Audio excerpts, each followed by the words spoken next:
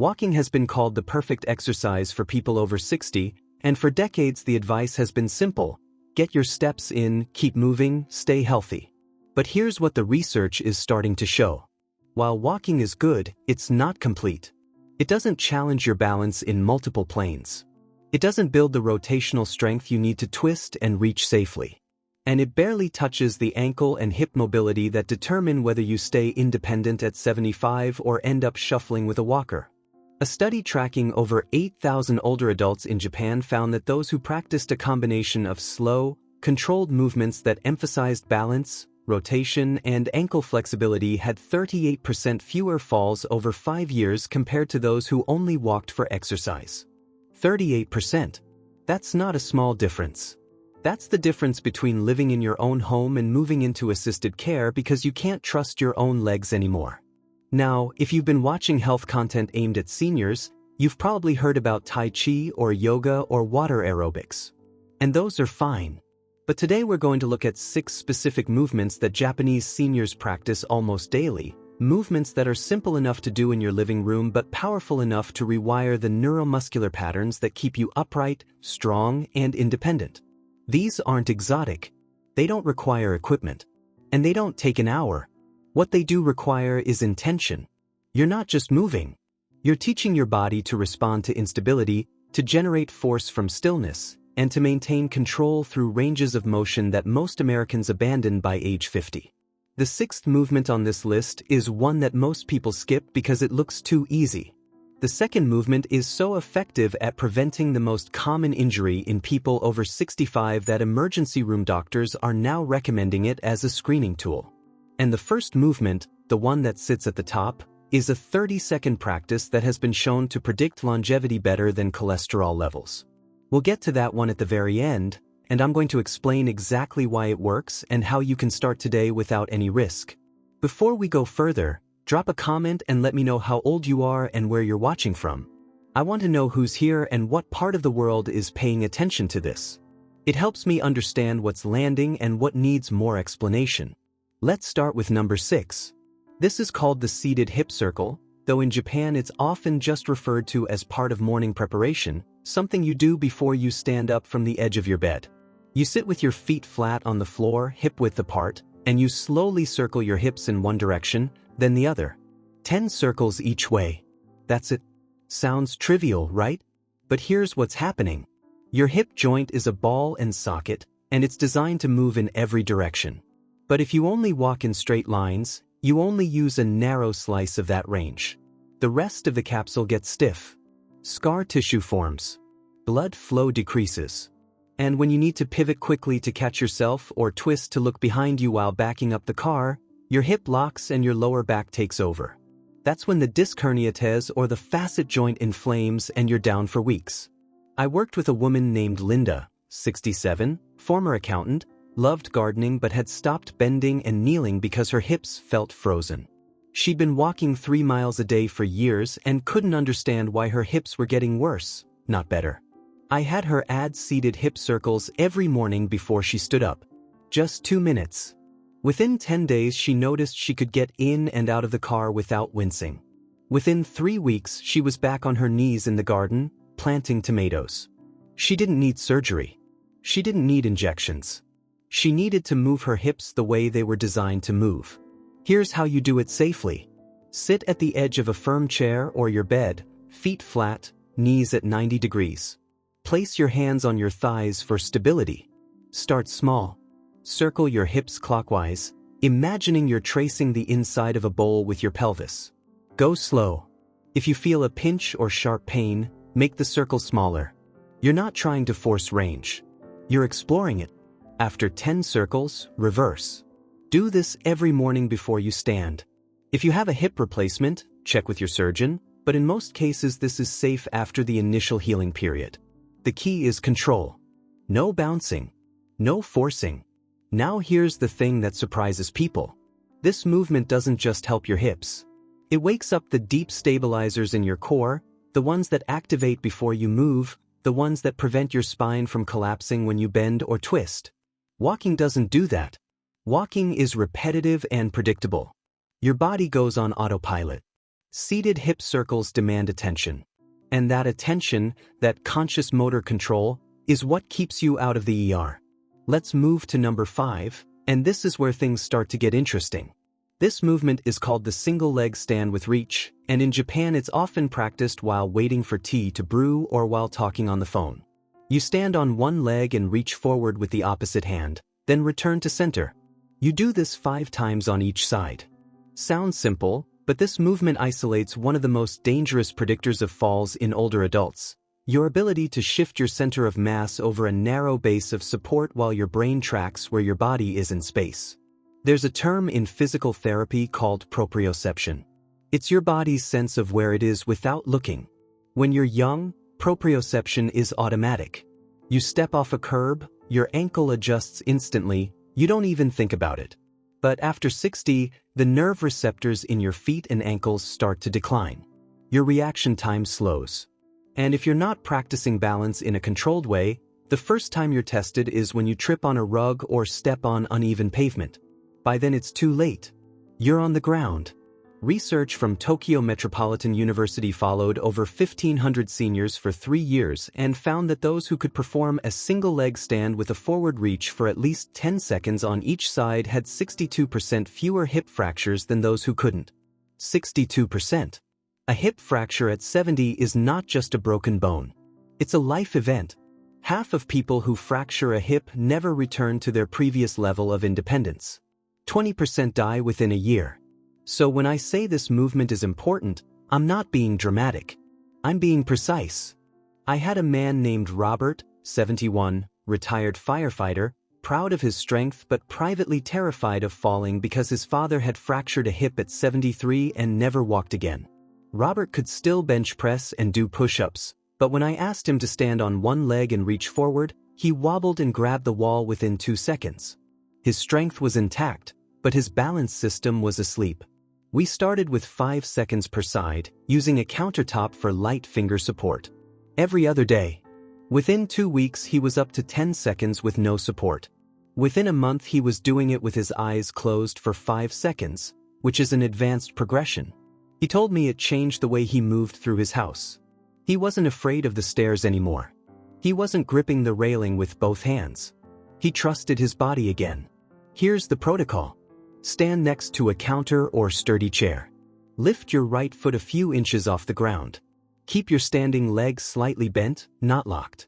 Now reach forward with your left hand, as if you're grabbing something off a low shelf. You don't have to reach far. 6 to 12 inches is enough.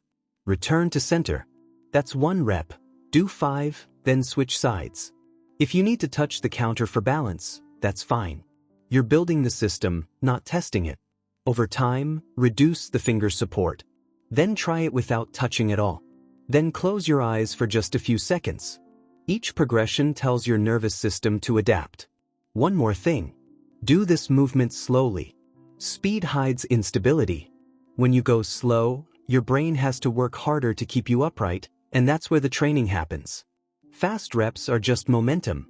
Slow reps are neuromuscular education. Let's go to number 4, and this is the one that addresses something almost no one talks about: the death of ankle mobility. If you can't bend your ankle, you can't squat. If you can't squat, you can't get off the floor. If you can't get off the floor, you've lost a fundamental marker of independence. There's a test used in Brazil called the sitting rising test, where you start seated on the floor and stand up without using your hands. It's a brutal predictor of mortality. People who can do it with minimal support live longer, period. And the limiting factor for most people over 60 isn't strength. It's ankle dorsiflexion, the ability to bring your shin forward over your toes. This movement is called the heel elevated squat, and in Japan it's often done while holding onto a railing or the back of a chair. You place a small rolled towel or the 1-inch block under your heels and perform a shallow squat, going only as deep as you can control. You're not trying to go low. You're trying to teach your ankles to bend while your knees track forward safely. Why does this matter? Because when your ankle is stiff, your knee compensates. Your knee collapses inward, which torques your meniscus and grinds your cartilage. Or your knee stays too far back, which loads your lower back and turns every squat into a hinge. Either way, you're setting yourself up for pain and injury. Heel-elevated squats give your ankle a mechanical advantage, allowing you to squat deeper with better alignment, which trains the pattern you need for getting out of a chair, off the toilet, or up from the floor. I worked with a woman named Patricia, 64, former nurse, who hadn't been able to sit cross-legged on the floor with her grandkids for over a decade. She thought her knees were shot. But when I tested her ankle mobility, she couldn't bring her shin forward even 2 inches without her heel lifting. Her knees were fine. Her ankles were frozen. We started with heel-elevated squats, 5 reps twice a day, holding onto the kitchen counter. Within 3 weeks, she had gained an inch of dorsiflexion. Within 2 months, she was sitting on the floor during story time, getting up without using her hands. She cried the first time she did it. It wasn't about vanity. It was about being present with the people she loved in the way she wanted to be. Here's how you do it. Stand facing a countertop or the back of a sturdy chair, feet hip-width apart. Place a rolled towel or a small book under your heels. Hold on lightly with both hands. Inhale. On the exhale, bend your knees and sit back slightly, as if you're lowering into a chair. Go down only as far as you can control. You might only go down 2 inches at first. That's fine.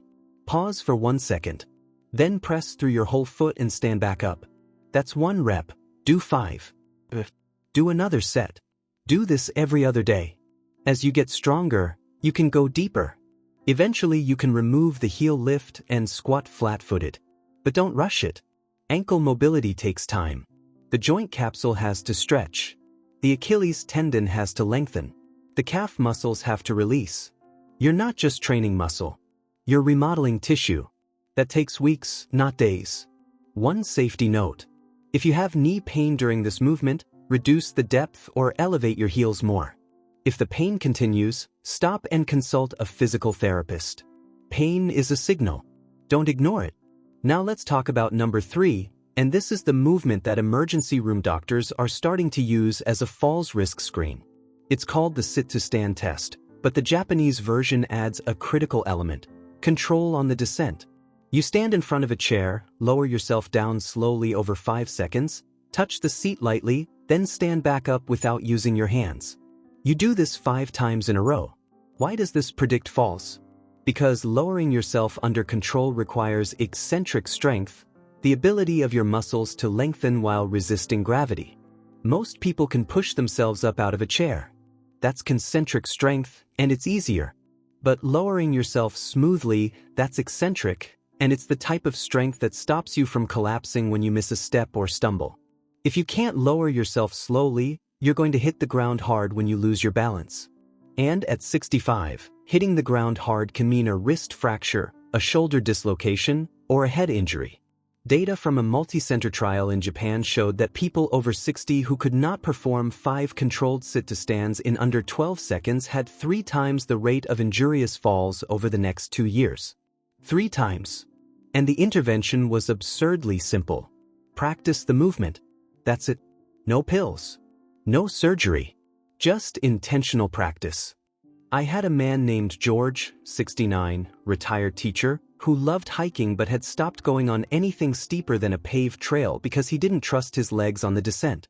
He could climb up fine, but coming down he felt shaky and uncoordinated.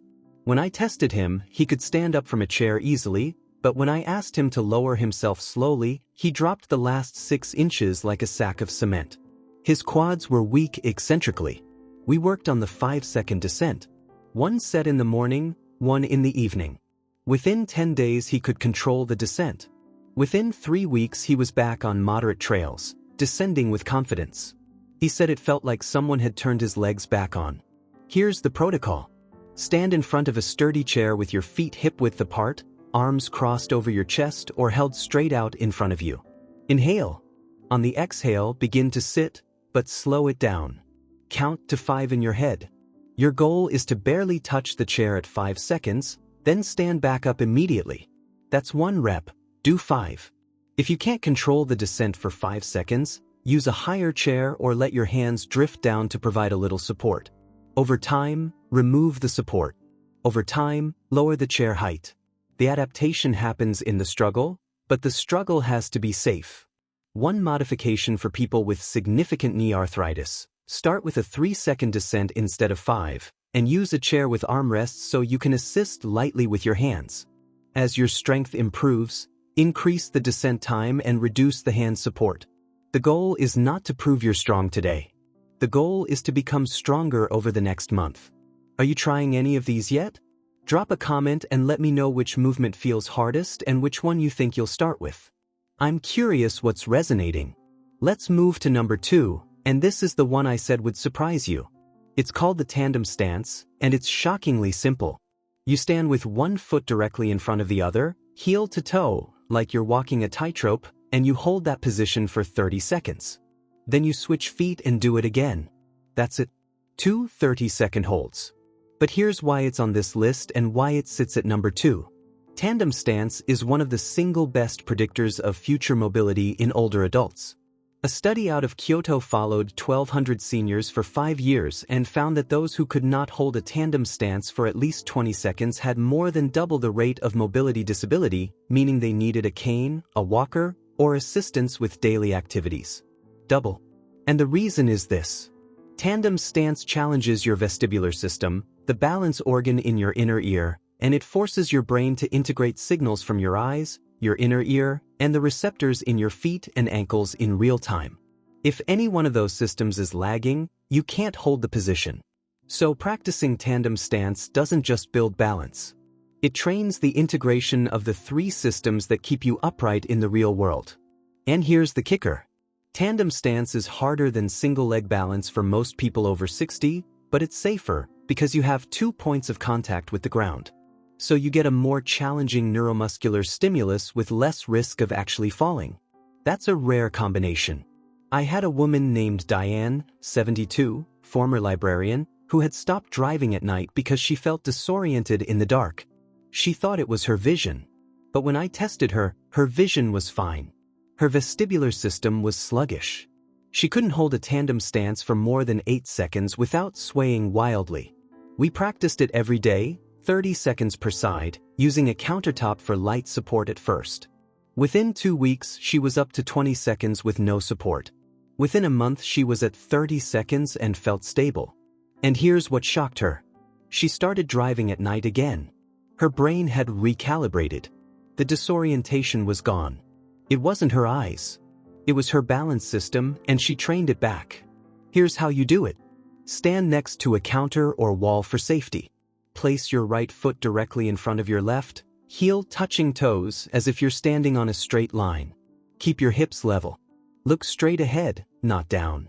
Set a timer for 30 seconds. If you start to wobble, lightly touch the counter with your fingertips.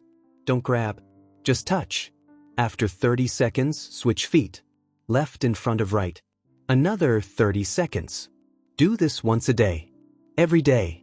If 30 seconds is too hard, start with 15. If 15 is too hard, start with 10. But do it every single day. The vestibular system adapts to consistent input. Missing days resets your progress. One progression. Once you can hold 30 seconds with no support, try it with your eyes closed for just 5 seconds. Eyes closed removes the visual input and forces your vestibular system and proprioception to work harder. It's brutally hard, and that's the point. But only do eyes closed progressions if you're confident you won't fall. Safety first, always. Now we're at number 1, and I told you this was the movement that predicts longevity better than cholesterol. It's called the single leg balance hold, and the target is 60 seconds per side with your eyes open. That's it. Stand on one leg for 1 minute. No wobbling. No hopping. No touching anything. Just still, controlled balance. Why does this matter so much? Because single leg balance integrates everything. Ankle stability, hip strength, core control, vestibular function, proprioception, visual tracking. It's a full system test. And research from multiple longevity studies, including the UK Biobank cohort, has shown that people who cannot balance on one leg for at least 10 seconds after age 60 have an 84% higher risk of death from any cause over the next decade. 84%. Let that sink in. Not being able to stand on one leg for 10 seconds is a stronger predictor of early death than smoking, high blood pressure, or obesity in some analyses. But Because balance reflects the integrity of your nervous system, your musculoskeletal system, and your cardiovascular system all at once. If your balance is failing, something upstream is broken. Maybe it's neuropathy from uncontrolled diabetes. Maybe it's sarcopenia from inactivity. Maybe it's vestibular decline from inner ear damage. Whatever it is, it's a signal. And the good news is the signal can be reversed. Balance is trainable at any age. I worked with a man named Frank, 74, retired engineer, who couldn't stand on his right leg for more than 3 seconds. He was terrified he was headed for a nursing home. His doctor had told him his balance was just age-related and there was nothing to do. That was wrong. We started with 5 seconds per side, holding onto a chair. Every day. Within 1 week he was at 8 seconds. Within 2 weeks, 12. Within 6 weeks he hit 30 seconds on each side with no support. Within 3 months he was at 60 seconds and doing it while brushing his teeth. He didn't need medicine. He didn't need intervention. He needed practice. Here's the protocol. Stand next to a sturdy surface for safety. Lift your right foot a few inches off the ground. You can bend the knee or keep the leg straight, whichever feels more stable. Start a timer. Your goal is 60 seconds, but start where you are. If you can only do 10 seconds, do 10 seconds. Do it again. Then switch legs. Do this every single day. As you improve, remove the nearby support. Then try it in different contexts.